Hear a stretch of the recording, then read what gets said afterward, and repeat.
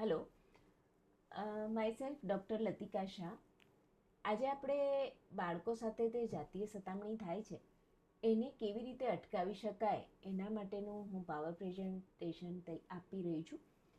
આની સાથે હું તમને બે પીપીટી આપીશ. એક પીપીટી જેમાં નાના બાળકો એટલે બાલ મંદિરથી 5મા ધોરણના બાળકો સાથે કેવી રીતે વાત કરી શકાય એનું પીપીટી તમને આપીશ, અને બીજું એડોલેસન એટલે કે તરુણ અવસ્થાના બાળકો જોડે કેવી રીતે વાત કરાય એનું હું તમને પાવર પ્રેઝન્ટેશન આપીશ.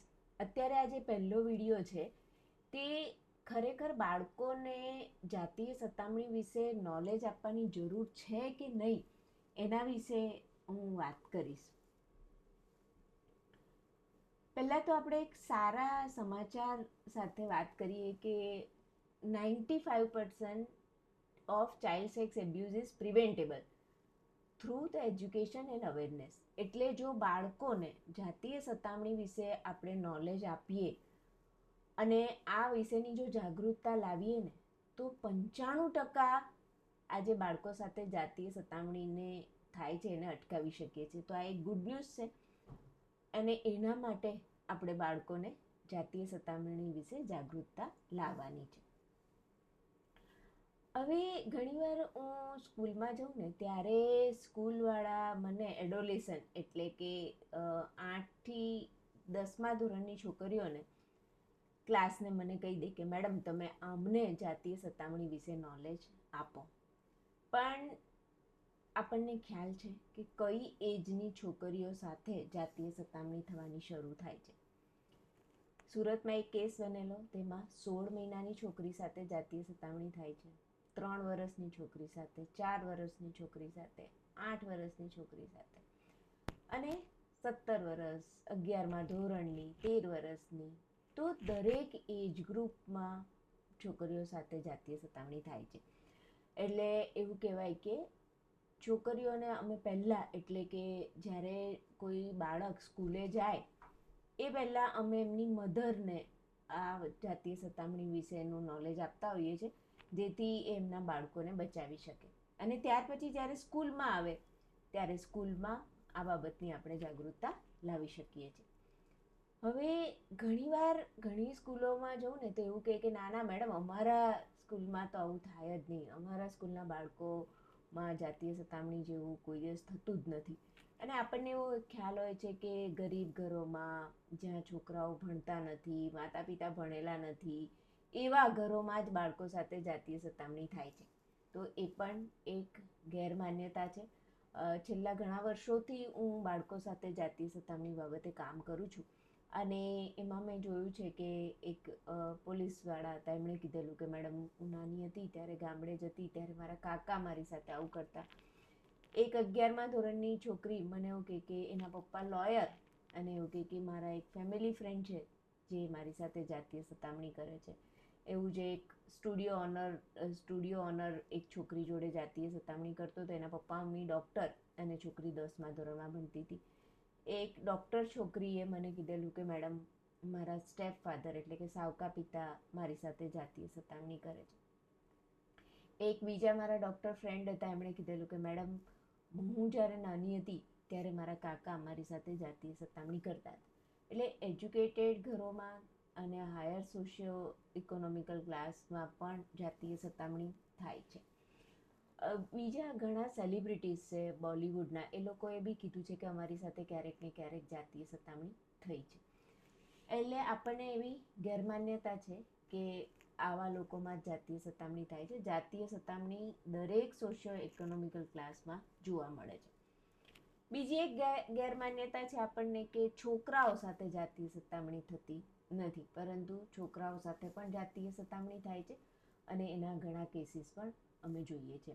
એક હમણાં સુરતમાં કેસ બનેલો જેમાં એ છોકરો 6 વર્ષનો છોકરો ટ્યુશન જતો હતો અને એ ટ્યુશનના સર એ છોકરા જોડે જાતીય સતામણી કરતા હતા. એટલે છોકરા અને છોકરીઓ બંનેને જાતીય સતામણી વિશે નોલેજ આપવું જરૂરી છે. હવે આપણને ઘણીવાર એવો સવાલ થાય કે આ જાતીય સતામણી જેવું કામ બાળકો જોડે કોણ કરે?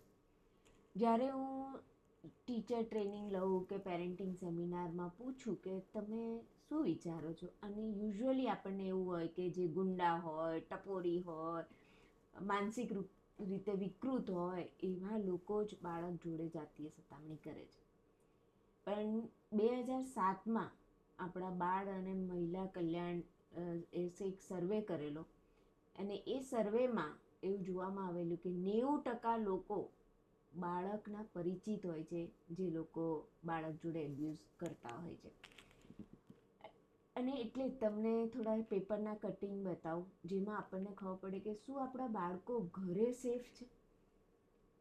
એક કિસ્સો હતો જેમાં નોકર જ જે ઘરે રહેતો હતો એ નોકર જ બાળક સાથે જાતીય સતામણી કરતો હતો. એક બીજો પેપરમાં કેસ હતો જેમાં છોકરીના મામા જ છોકરીને વડાપાઉં ખવડાવું એ કરીને લઈ ગયેલા અને પછી એની સાથે જાતીય સતામણી કરેલો. એક બીજો કેસ હતો જેમાં મોટો ભાઈ ઇન્વોલ્વ હતો. નવા ગામનો એક કેસ હતો જેમાં 15 વર્ષનો ભાઈ 5 વર્ષની છોકરી જોડે જાતીય સતામણી કરતો હતો. અને એવા ઘણા કેસ હોય છે કે જેમાં ફાધર એટલે કે સગા પિતા ઇન્વોલ્વ હોય, સ્ટેપ ફાધર ઇન્વોલ્વ હોય.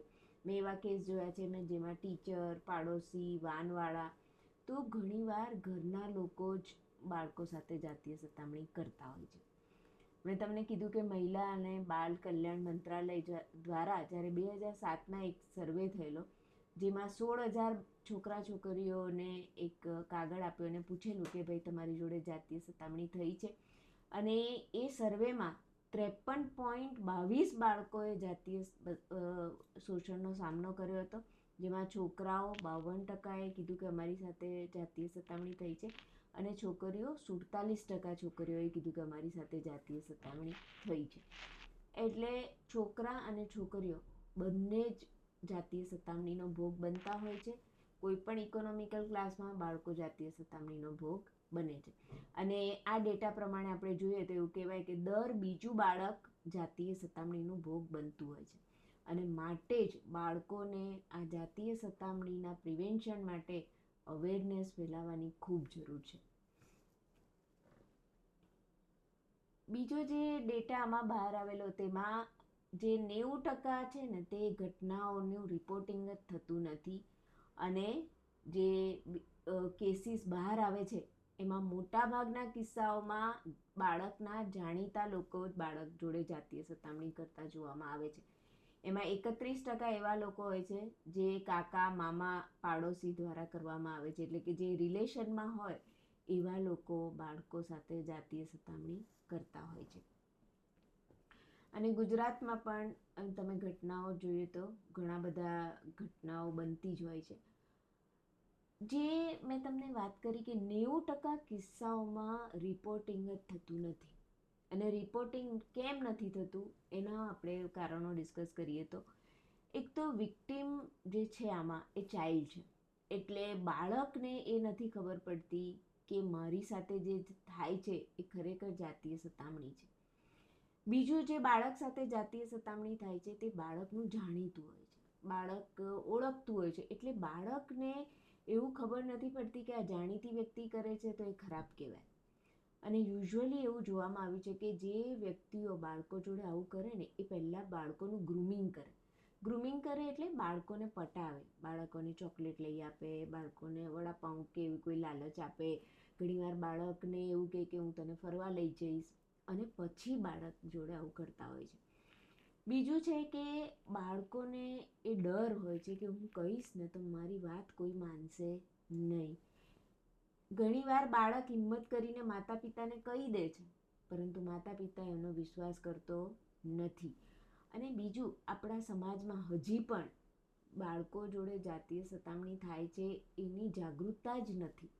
અને એના કારણે આવા કેસીસ બહાર આવતા નથી. ઘણીવાર માતા પિતાને ખબર બી પડે તો એમને કાયદા વિશેનું નોલેજ નથી.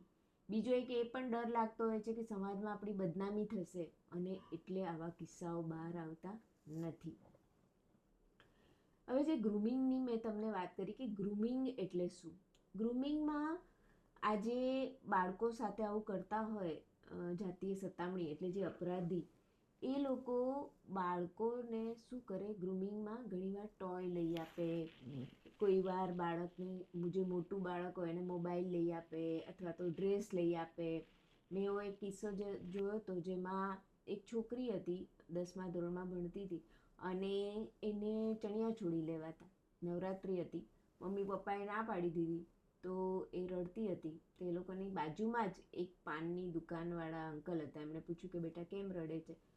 પછી એને પોતાના પૈસેથી ચણિયાચોળી લઈ આપે છે અને પછી ધીરે ધીરે એને પટાવે છે અને પછી એની જોડે શારીરિક સંબંધ રાખે છે.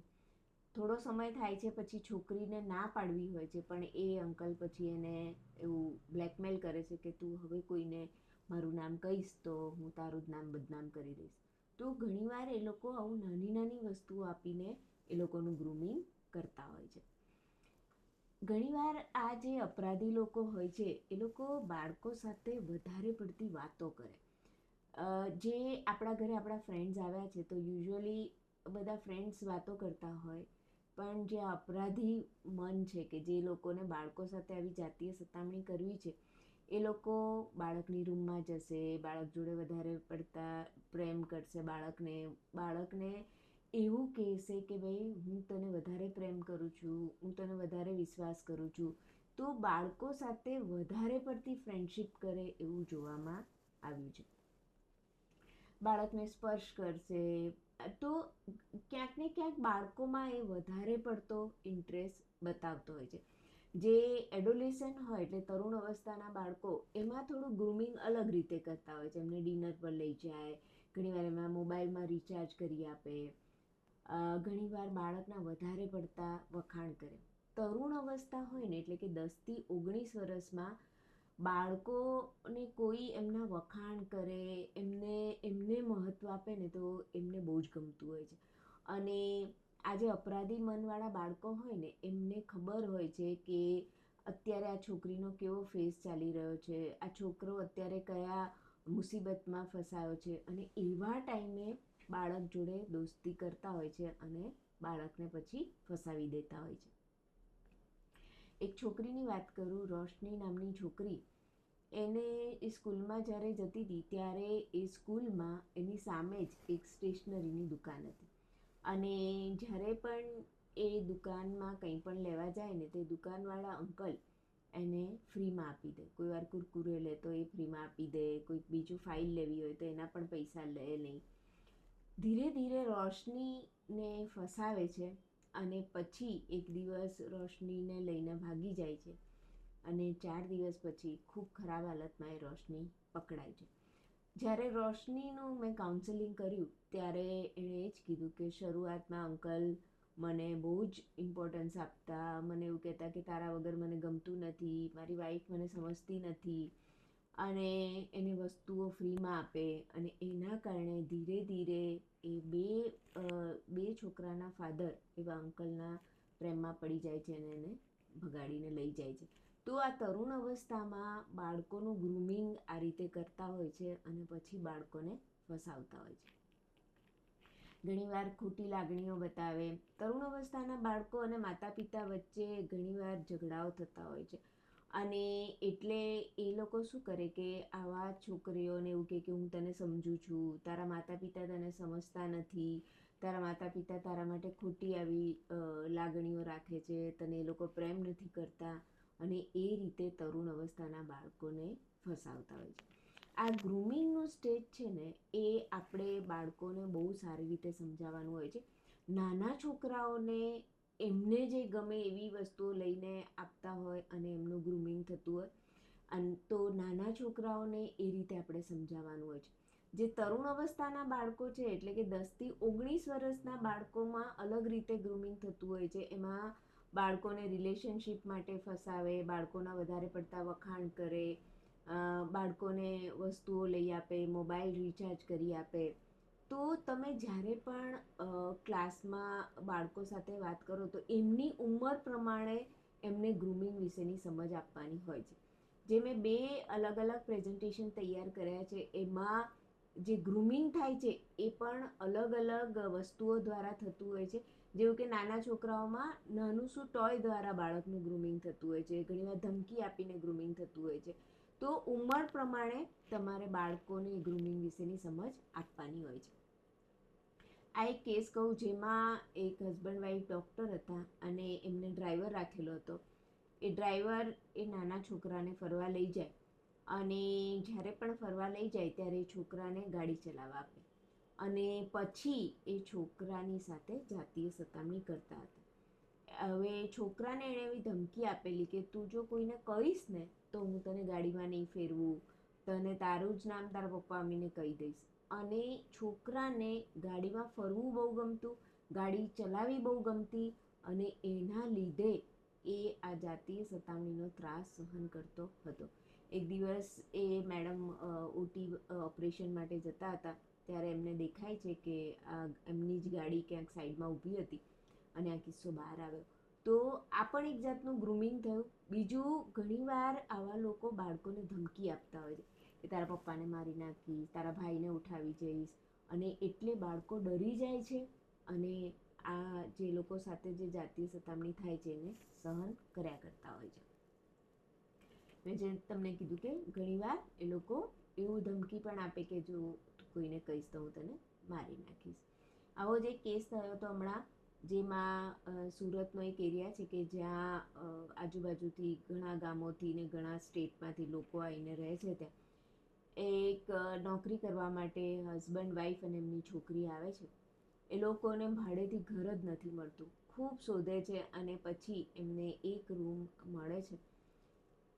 માતા પિતા બંને જોબ પર જાય છે, છોકરી ઘરે એકલી હોય છે અને ત્યારે મકાન માલિક આવીને છોકરીને જાતીય સતામણી કરતો હોય છે અને એને ધમકી આપેલી કે જો તું તારા મમ્મી પપ્પાને કહીશ તો તમારું આ ઘર હું ખાલી કરાવી દઈશ. છોકરીને એ ખબર હતી કે મહા મુસીબતે એમને આ એક ખોલી મળી છે અને હવે જો હું મમ્મી પપ્પાને કહીશ તો આ ભાઈ ઘર ખાલી કરાવી દેશે અને અમે ખૂબ હેરાન થઈશું, અને એટલે એ કમ્પ્લેન કરતી નથી. તો ઘણીવાર આ રીતે એ લોકો બ્લેકમેલ પણ કરતા હોય છે. કોણ કરી શકે? તો આપણે જોયું કે પરિચિત વ્યક્તિ, અપરિચિત વ્યક્તિ, દરેક જણ બાળક જોડે જાતીય સતામણી કરી શકે છે. સ્ત્રીઓ પણ એવું કહેવાય કે 10% કેસમાં સ્ત્રીઓ પણ બાળકો જોડે જાતીય સતામણી કરે છે. ઉંમરમાં યંગ અને એજેડ એટલે કે ઉંમરવાળા કોઈ પણ વ્યક્તિ કરી શકે છે.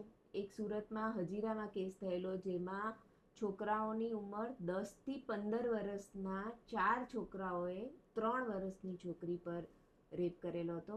વૃદ્ધમાં 79 યર્સના વ્યક્તિએ પણ રેપ કરે છે. હમણાં જ એક ન્યૂઝપેપરમાં આવેલો 94 યર્સના કાકા, એમણે એક છોકરી સાથે જાતીય સતામણી કરી હતી. જાણીતું અથવા તો અજાણ્યા મિત્રો, સંબંધીઓ, ડૉક્ટર, શિક્ષકો, માલિક, ધર્મગુરુઓ, કોઈ પણ વ્યક્તિઓ બાળકો જોડે જાતીય સતામણીના કરતા હોય છે. આ એક 7મા ધોરણની છોકરીની એક ટીચરે કરેલી.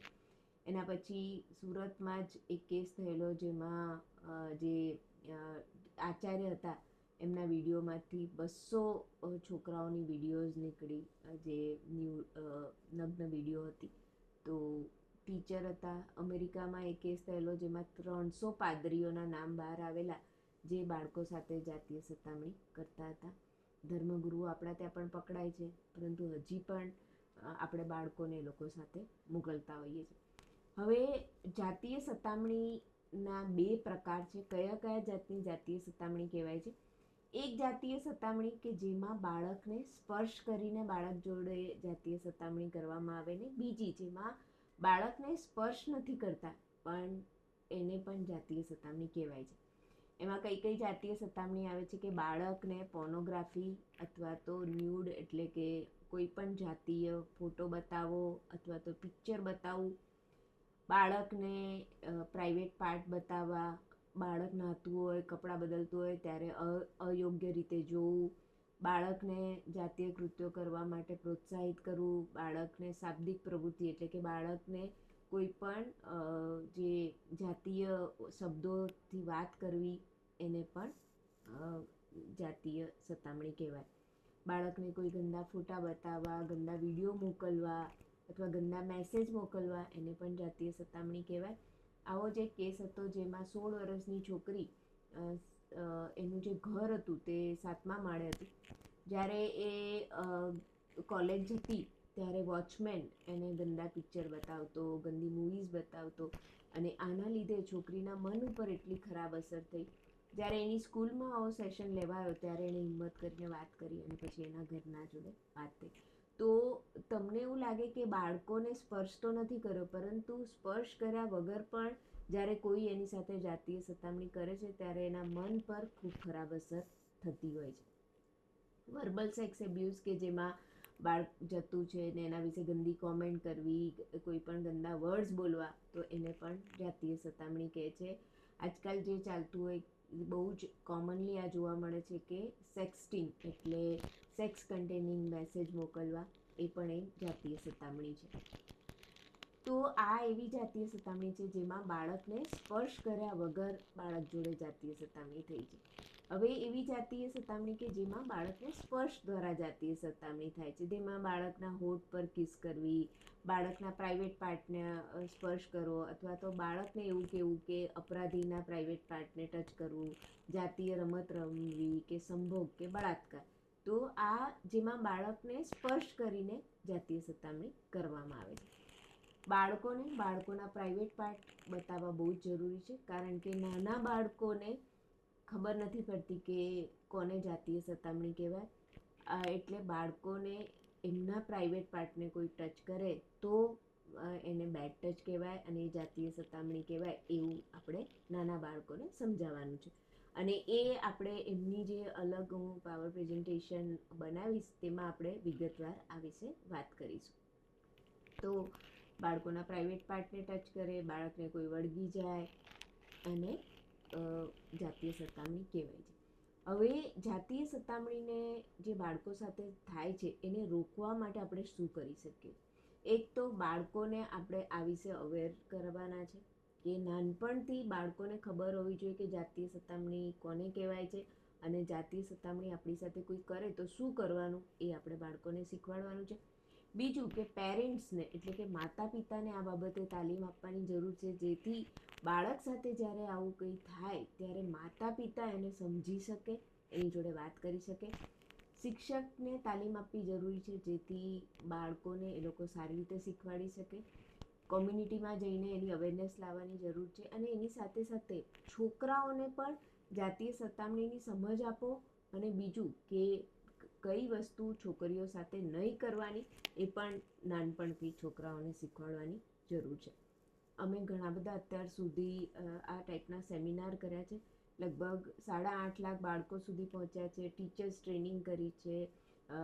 એ ઘણા સામાજિક જે સોસાયટી હોય એ લોકોને અમે લોકોએ સેન્સિટાઈઝ કર્યા છે, પેરેન્ટ્સને સેન્સિટાઈઝ કર્યા છે.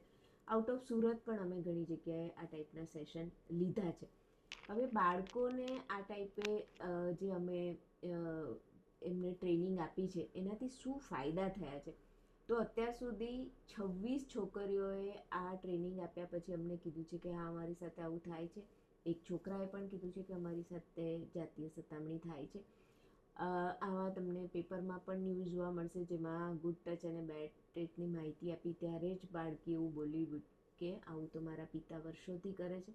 અને આવા ઘણા કેસીસ બહાર આવ્યા છે જેમાં બાળકોને આ ટાઈપની અવેરનેસ આપો તો બાળકો કમ્પ્લેન કરે છે. એક છોકરી હતી જેને ચાઇલ્ડ હેલ્પલાઇન નંબર એને શીખવાડેલો હતો, અને જ્યારે એના માતા પિતાએ માન્યા નહીં, ટીચર માન્યા નહીં, તો એણે આ 1098 પર ફોન કરીને કમ્પ્લેન કરી કે મારી સાથે જાતીય સતામણી થાય છે.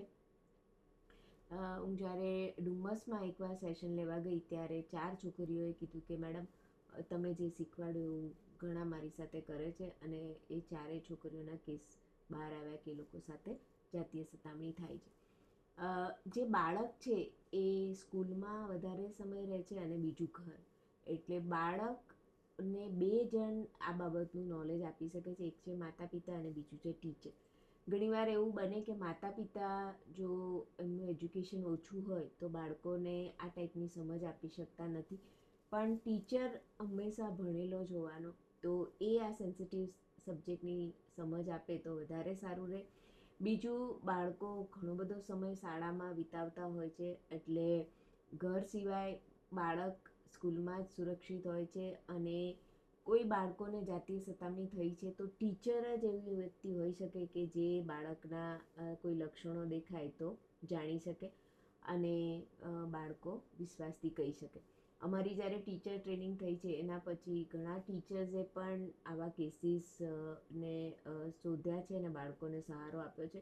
એવો જ એક કેસ હતો જેમાં ટીચરે જ ખબર પડી કે એક છોકરી મૂડલેસ ઘરમાં રહેતી હતી, સ્કૂલે આવતી ત્યારે પણ બહુ મૂડલેસ રહેતી હતી. એણે ઘડી ટીચરે બાળકને પૂછ્યું અને પછી ઘટના બહાર આવી કે એના ફાધર હતા એ જ છોકરી પર જાતીય સતામણી કરતા હતા.